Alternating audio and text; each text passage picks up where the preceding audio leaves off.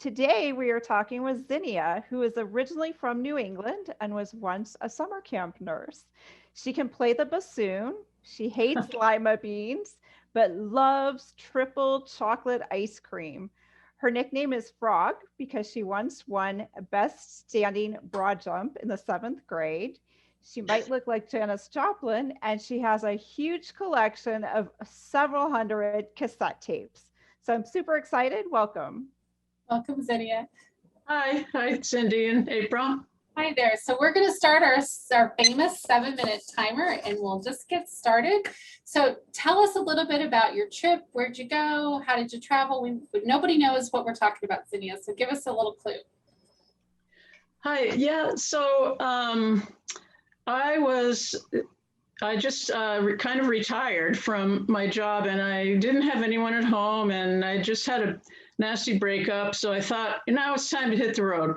So it's a perfect opportunity. So I have a minivan, and it's without the seats in it. In the back, it's 4 feet by 7 feet. So there's plenty of room for my cot.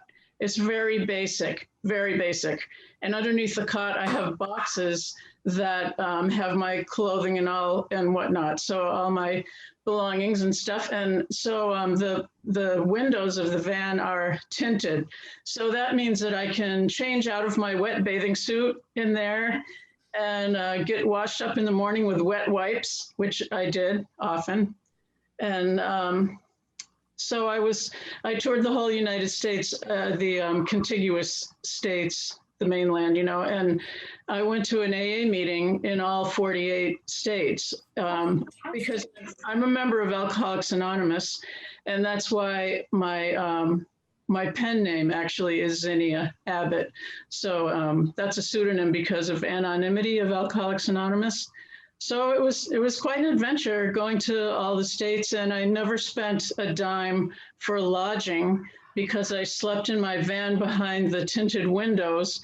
And I stayed at places like rest areas or on the street where other cars were parked. Any place I could park overnight legally, I could stay there. So, and Walmart, sometimes 24-hour Walmarts.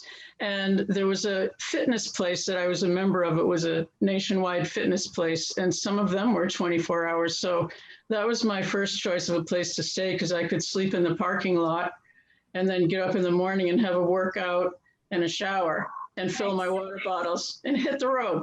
Nice. So that's what I mean when I say stealth camping, is that you're hiding out in plain view, and my van looked like any parked car because no one knew that I was in there because of the tinted windows.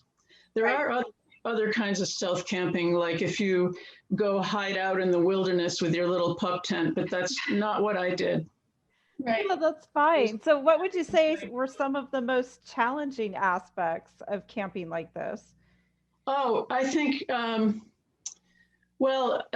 some of the driving was difficult going through cities. I tried to avoid cities for that reason. And out west, where there were a lot of mountains, where there's going straight up on one side and a cliff going straight down on the other side, and then you go around a curve and there's a big SUV coming towards you, a truck or a big RV or something. So that was kind of challenging. But another thing that was challenging was finding a restroom. So because I didn't really have any kind of fancy accommodations at all. This was before the pandemic. So there were a lot of places that you could go in stores and convenience stores, and there were porta potties around that you could use. And I had my emergency latrine, which is, it's just a yogurt container, but it works. And inside the van with the tinted windows, Sure. It wasn't only for emergencies though, and that wasn't very often. So that leads me to the next question. What kind of things did you bring along, tricks that you learned or things that you modified to make it work for you for travel? Did you have things that you adapted as you moved along, like made something smaller or put it in your van, you didn't think you needed it? Anything that you learned? Yeah, Well, I think there was a learning curve to finding a place to park. Okay. Because I didn't know about Walmart right off, and I was trying to find a place to park on the street, and so and then I didn't know that the fitness place had 24-hour places. So that was kind of a learning curve too. But another thing was my son suggested to me to bring my the GPS that you plug in, the old-fashioned one you plug into the cigarette lighter, because there were a lot of places where I couldn't get a signal on my phone to get my GPS on my phone, but I could, use that one, and that got me out of a lot of tight spots. But I had AAA maps from all the states, and which I really liked because they show you where the lakes and the rivers are and the scenic roads and the big, complicated highways that go through cities to avoid. And so I did appreciate those AAA maps too. Yeah, I love AAA maps. Those are fabulous. Cindy and I are a big proponent of always taking a paper map. So I love that you shared that. So tell us a little bit about the people that you met. Did along the way? Do you have a story there to share with us about the people? Yeah. Oh, I just got a chill because my first thought was all of the AA meetings that I went to, and so I felt like I was alone on the trip. It was a solo trip, but I didn't really feel like I was alone because just about anywhere I went, I could find an AA meeting, and people are so friendly and helpful there, and so I. It's like I was stealth camping with hundreds of my closest friends. And in fact, I kept a journal while I was traveling. I had to write every day or else I'd forget what happened the day before. You know how it is when I was 66 at the time I was traveling.